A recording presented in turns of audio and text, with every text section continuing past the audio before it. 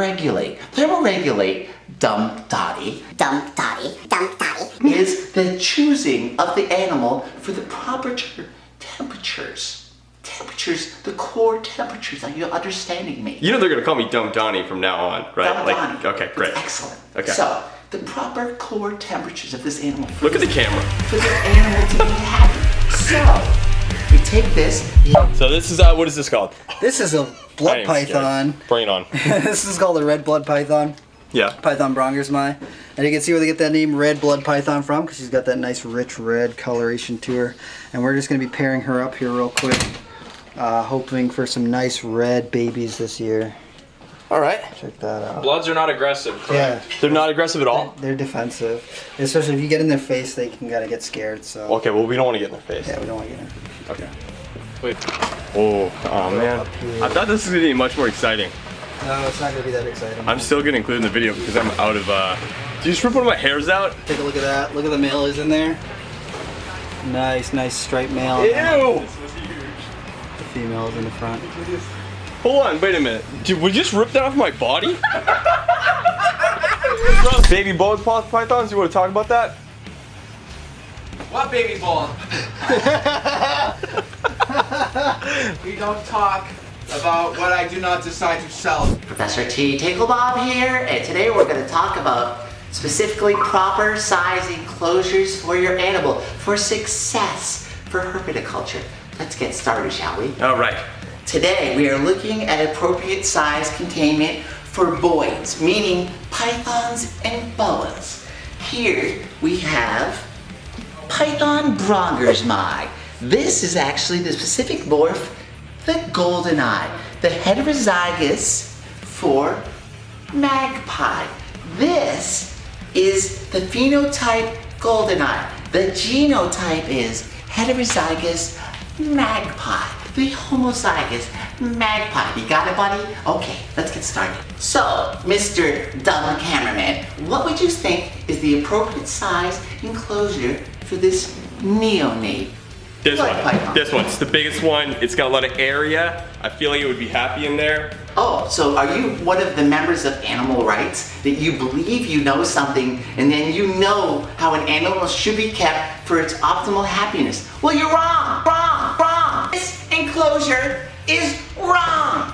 This enclosure, nearly wrong. This enclosure, often correct in the right situation. Well, why is this wrong? So, if I take a little snake like this, a cryptic reptile where it's designed to hide, to feel safe, if I put it in this enclosure and I do not put 15 or 20 different furnitures, the animal will then feel vulnerable. It will feel exposed, therefore feeling to want to eat, often not doing well. So, if I take this and put it to this enclosure, now we're kind of getting closer to where we need.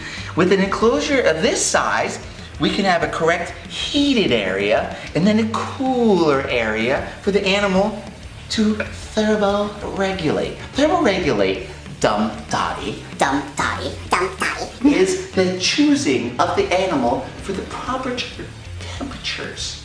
Temperatures, the core temperatures. Are you understanding me? You know they're gonna call me Dumb Donny from now on, right? Dumb Donny. Okay, great. Excellent. Okay. So, the proper core temperatures of this animal. Look at the camera. For the animal to be happy. So, if we take this, we have a little heat strip here. We have a cool area. We have proper ventilation. You need proper ventilation. Without proper ventilation, what you do is you trap the animal in a heat chamber. The heat source will then heat the air, increase the overall ambient temperature, and possibly exceed the comfortable level that the animal will live at, and the animal may die or become stressed, fail to eat, and essentially will not thrive. We are all about thriving, aren't we, Donny? Yes, we are. So, but sometimes when you first get an animal shipped to you and the animal is terrified, I warn people, do not use large glass enclosures after getting your animal shipped in from a breeder or a dealer where you feel like the animal was beautiful when you ordered it, and then you get it and you suddenly change the entire scope of how that animal is kept. If you go and largely change the situation was in to a new situation, and you will expect stress. That animal will stress out. Sometimes the animal will not eat. If the animal is too dry, if you put it in a big glass terrarium and it's in somebody's home, and the ambient humidity in your home could be 20% or less, that animal's not in a humid environment. These are tropical reptiles, such as this blood python that lives in very humid conditions. If you put this in a very dry place, it's going to dry out, it will not eat, it will fail to thrive. I need a hook, but anyways. Ooh, do you want your hook? Look, see what this animal's doing? This animal's now sitting in this water to get moisture. See, look how beautiful and plump it is. And it's even cooling down. After eating a meal, sometimes digestion, they heat up. And if the animal feels like it's too hot, it will go into a water vessel to cool itself down. And they like to sit in the jacuzzi for a couple days to aid in the digestion because they're really trying to get the right temperatures. I'd probably guess this animal wants to be about 81 degrees. Isn't that exciting? Super exciting. So, Donnie, if you cannot achieve basic husbandry, you need to do a little bit more studying and learning from other people, such as myself, who's a certified genius. So if you've got an animal from anyone and it's not doing exactly what it should do, A, do your research, B, investigate the possible setup that it came from, and C, change your husbandry. And D, subscribe to our YouTube. And Oh, D, give me a thumbs up, give me a comment, give me a subscription, and don't forget, Donnie's dumb, and tell me about it. In the comments. In the comments. If you guys like Tinklebomb videos, we're just gonna keep dressing them up with stupid stuff. And if you guys like this, oh, don't let them know. we're filming in here. I like turtles. Okay, good. Nina. No, Donnie. Nina, do film stuff with me. No. Please. No, you're gonna make me wear makeup. I don't want to. No. Come on. No way, Donnie. You suck.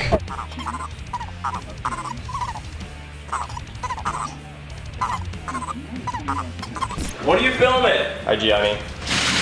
It's just me and you in the retake room, man. Yeah, you wanna hold hands? Yeah. I'll murder you with this. Can you imagine if it was a bad way, though? How weird that'd be right now? No. First time you're meeting your mother and you're really dressed like that, that's real This is professional. awful. I don't, yeah, this is... So it's a fun work environment, right? I've always thought this was a refrigerator, but I've been told it's else. What is hibernaculum? Hibernaculum. And what this is this is basically a hibernation chamber. So the snakes that we've got in right here are animals that would typically be hibernating throughout winter time. So what they do is they basically go down and they sleep. They shut down most of their organs. They don't drink, they don't eat. They just kind of stay below the frost level and wait out winter. So a lot of the animals throughout the Northeast, like our native snakes, will actually hibernate. So That's where they go when the snow comes. That's what exactly. What they about do. turtles? Same thing. They'll go right. they'll Frogs? be down in All of front. them? Yep, everybody. Pretty cool. Nice. So in here, this is our hibernaculum, and in here right now we do have some snakes hibernating. We got a little timber rattlesnake right in there. Are those the ones that are indigenous to here? Yep, you can find these in New England. Bunch of different timber rattlesnakes. We have some copperheads in here. What we do is in fall time, we will start to put these animals in here. We'll slowly start to drop down their temperatures.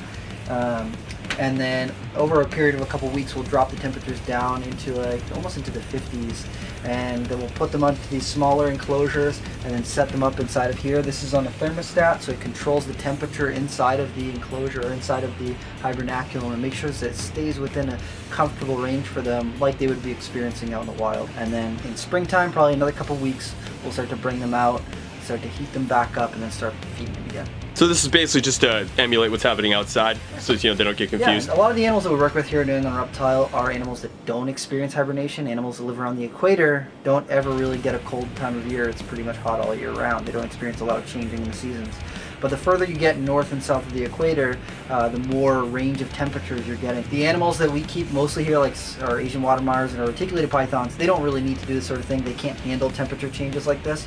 But stuff that's found, further north and south, it's beneficial to do these for the animals. Crotalus, the genus. Oh yeah, did you guys know that rattlesnakes. Kevin's in a band Yeah. and all that metal in the background you're hearing right now is that band? Yum, yum, yum, yum, yum. Alright, you're taking your sweet ass time. Clop, clop.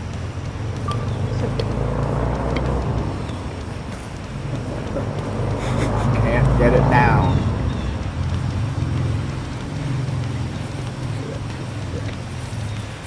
Pizza, pizza. Come here, you want more? Wow, you're getting lazy. You have to throw it. Wally, come here. Come here, stop being so lazy. Wow. Well, it's just how you got lazy. All that pizza you humans eat, you idiots. You're gonna give your elevator dog. Yeah, hold on. Come here. Oh, this has got to be your cold or something. Chicken wants pizza. Come here. Come here. He eats your hand off. No. Eat my hand off. Wally. Wow. Ready? I'm gonna throw. I am disgusted. She's that lazy.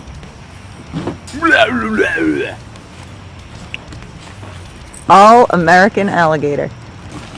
But she's so lazy. She usually comes and eats it right out of my Exactly. hand. I'm so offended. Pizza, pizza. Are you triggered? Yeah. Triggered. Eat that pizza. No, no, no, no, no, no.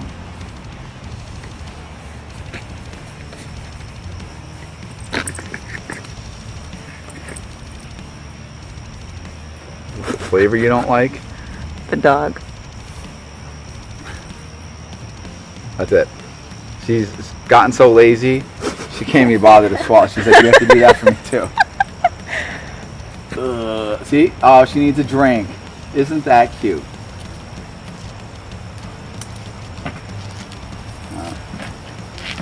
Alright. My pizza eating gator.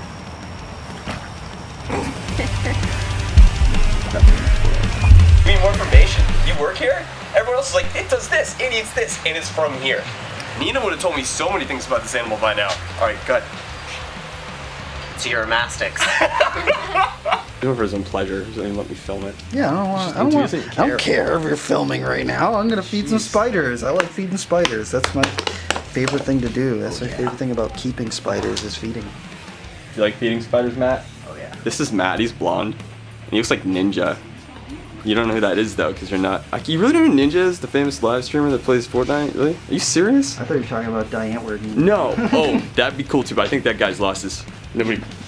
First name is Ninja anymore. I don't even know what I'm talking about. Jeez. What have you done? Can you make me a wooden pickle?